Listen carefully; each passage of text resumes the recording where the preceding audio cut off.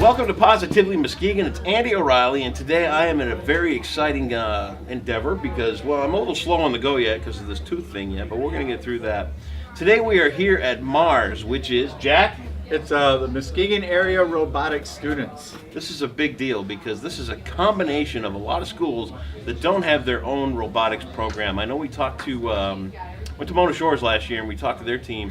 But Jack, tell me a little bit about this team and how it all came together. Well, MARS is a kind of a conglomeration of a lot of the school districts that don't have their own robotics program. We have students from Reese Puffer, from North Muskegon, from Oak Ridge, Orchard View. We have students, some are homeschooled, and we basically provide the students a way to get into robotics and a way to compete with these other teams if their own school system doesn't have their own program. And it's something we kind of have to do in Muskegon because as budgets get tighter and programs get cut, I mean, you're seeing a lot of this extracurricular activity, especially some of this really beneficial stuff that's going to help these kids down the line. You're seeing a lot of this stuff having to get cut out because the districts just can't afford it, so we have to find ways to do it ourselves. And the experiences that the kids get here, I mean, they get hands-on training in soldering, in computer programming, in CAD design, and there she goes, right in front of the camera. That would be this one's significant other. Well, you know what? We'll get back to that. It's the boss's wife. She does what she wants. That's right.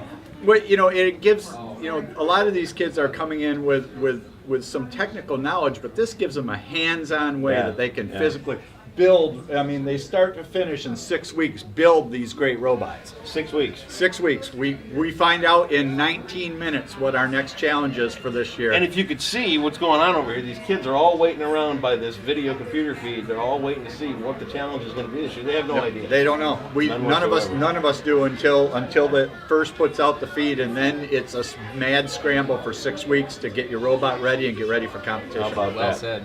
Mike, tell me about your business here, where we are today. What do you guys do here? So my company here provides the space for this endeavor. What is your company, first of all? The company is Prebusen Incorporated. Okay. And we manufacture industrial controls. Okay. It's electronic equipment. You probably will never see it because it's hidden away somewhere in the back closet in a control room. But it's electronics based, and so I feel it's a perfect environment to provide these students with this opportunity. As a company, what got you into this? Is it desire to pass along what you know to other kids, or is it a community feel-good thing, or are you recruiting secretly? No, not recruiting. No? But when I was a youngster going through high school, I was given opportunities by some of my local business leaders to participate in the local science fair, and I won the Canada Wide Science Fair in 11th grade, and so that made a huge impact on me. It helped me develop myself as a person, feel more confident in what I wanted to do, and just go out there and have this great experience that would lead me ultimately to a career. And so I want to give that back. You do. Yes. And it's a great thing. I think that's anything, and anybody that knows a trade or a craft or something like that, I think that's a big part of the end game is that you can pass along what you know to somebody else. It's one of the things about broadcasting that I really didn't care for at the end. There wasn't much of a farm league coming up, and it's like, who am I going to teach this to? Right. I had some pretty wonderful teachers in my early days, and it was tough to see nobody coming along. So, kind of come out. Student, name? Logan Page. Logan Page. Tell me about this from your perspective. What school do you go to, and what grade are you in? I go to North Muskegon. I'm actually a junior there. Yeah. First off, FIRST is actually an acronym. It stands for Inspiration and Recognition of Science and Technology, and they kind of embody all of the competitions. There's 4 different levels. There's 2 FLL levels, which stand for First Lego League, and those are like elementary school, and they build little robots out of Legos and whatnot. Then there's First Tech Challenge, which is more middle school level, and that's robots about this big, 30 to 50 pounds, not huge, but they're significant. They're full extrusion. Everything's modeled up. They make those robots themselves. And then there's the high school level, which is what we're here at today, and that's First Robotics competition. And here, like they said earlier, they give us this game animation, incredibly complex. Sometimes it's more than 3-4 things to do in the game. It's maybe a 3-minute match, and we have to build a robot that can do presumably, hopefully, all of those things in those 2 minutes, and we have to build this robot in 6 weeks. We have to design, build, program, do everything for this robot in 6 weeks, and it puts a lot of stress on the students to get it done, but it also isn't bad stress. It's stress that's there because this is real stuff that you'll get. You're intimidating me. Yeah. Stop talking, really. I tell jokes and tell stories for a living, and you're like blowing me away, dude. It's actually really fun though, because when you hear stress, it makes it sound way scarier than it actually is. But it's like, because you know that in 6 weeks this robot has to be done, and it goes in a bag, and then from that point on, you know what's coming up. Right. So you can have this idea in your mind of what the perfect robot would be the whole time, but you have to be there to make it come to life. After 6 weeks, can you tweak it? Can you fix it? Is it once it's done, and that's what you have to compete with? After the 6 weeks, we put the robot in a giant plastic bag, like sort of like a giant clear garbage bag almost, and then we have 6 hours normally that we can take in 2-hour increments that we can take the robot out of the bag to work on it. So we have to be a lot more careful with our time at that point, because if we use 5 hours at one point and then decide to close the bag, we can't open it back up for that last hour because it has to be in those 2-hour increments. So we can still work on it, but it's more restricted as to how. So that's why it's real important to have stuff like computer-aided design models ready, because then we don't have to take the robot out of the bag to do measurements, whatnot. We can look on the computer and we have a full model of this entire robot that we can then figure out what parts we need. Yeah. So what happens when you grow up an idiot and you grow up smart? That's how it works. You're amazing, dude. Mike, down on the end, tell me your role in all this. I'm a coach and mentor for the team, and I also operate the FT team, one of the other programs that we operate that Logan spoke of. I got involved just off the street. I was eating dinner at Wendy's with my family, and the Reese Puffer team at the time was doing a fundraiser there, and they recruited me. They said, we're doing this robotics thing, and I'm a nerd back from, I'm an electronics technician by trade. And I'm excited as a hobbyist. I said, well, this is awesome to have kids doing this stuff and get them involved. So that's how I became involved. Reese Puffer's team dissolved from a cost perspective, like you talked about earlier.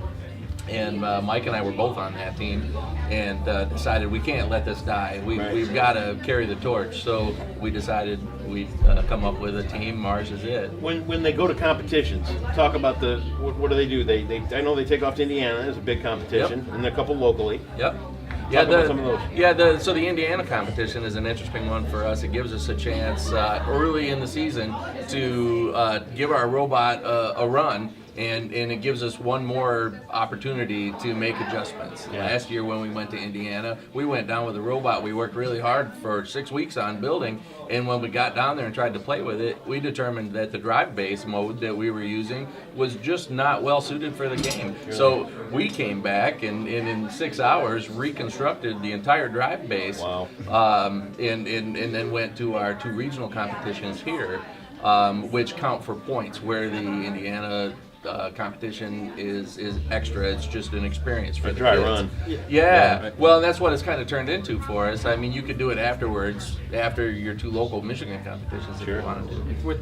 With that drive base, it was kind of like building a really good car and then driving it once and realizing that the wheels were all wobbly and stuff, and then having to take off the bottom of that car and put on an entire new one. It was no small task, but because we went to Indiana, we were able to realize that before we went to competitions that would affect our overall score. That's awesome. Andy, one thing I wanted to add in too is when Mike was saying that when he says we, I would say 80, 85, 90% of the hands-on wrenching and everything is all done by the students. The mentors and us are there to stand back and coach and advise and things like that.